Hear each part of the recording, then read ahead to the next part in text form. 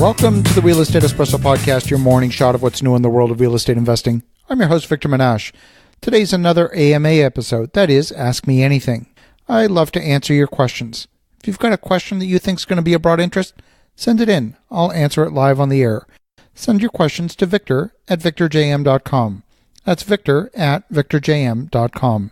Billy Kills from Barcelona asks, I've been listening to your Real Estate Espresso podcast recently, and I really enjoy your perspective and the content. I've been thinking of starting a podcast, and I've gotten stuck on the design of the show and some of the technical aspects of creating a podcast. What's been your experience in producing a daily show? Well, Billy, that's a great question, and it's a question that I actually get quite frequently. I had three main ideas in designing the show. Number one, I felt that if I was going to get good at podcasting, I would need to do this on a regular basis. It needed to be a regular show. Putting out a show once a week or maybe less just didn't seem to make sense to me. I didn't think I would get good enough, fast enough for it to make sense. Number two, the current population of podcast listeners is about 75 million people in the United States. It's growing at about 15 to 20% per year. And those listeners, on average, subscribe to 6 shows and listen to 5, because that's all they have time for. So there's a lot of great established shows. You know, there's shows like The Real Estate Guys, there's shows like Tim Ferriss, Joe Rogan, Peter Schiff, Oprah Winfrey. If someone's going to start listening to my show, which show am I going to displace? Which out of the hundreds or thousands of shows that people currently subscribe to am I going to displace? In addition to that, podcasting is starting to attract the same kind of attention and production values that radio and television have been known for. The major networks are starting to enter the fray with really well-produced shows.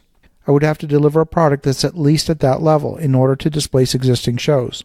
And the third idea came to me from an author by the name of Seth Godin. In fact, he too now has a podcast. He's written 18 books in his career so far.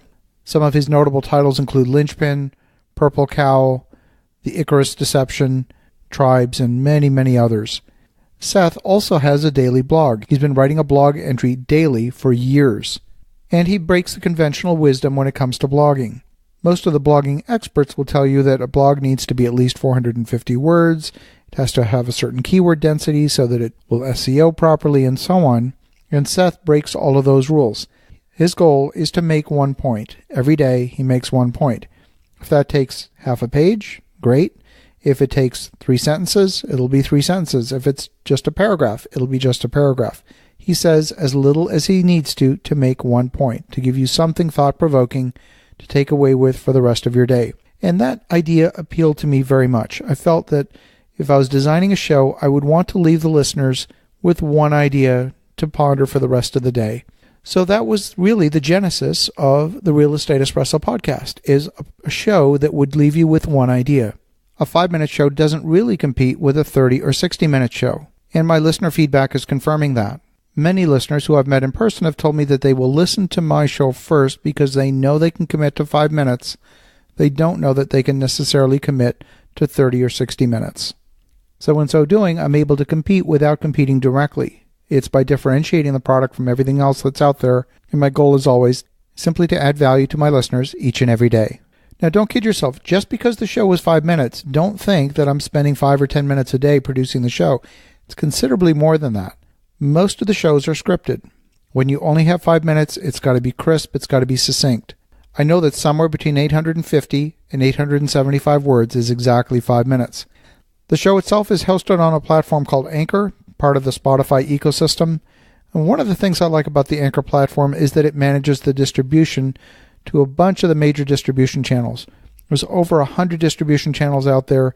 And, we're talking about things like Apple Podcasts, what used to be called iTunes, Google Podcasts, Podbean, Castbox, Player.fm. There's many, many of them. Amazon Alexa. And Anchor takes care of distribution to all of the different platforms. I'm pretty mindful who my target audience is.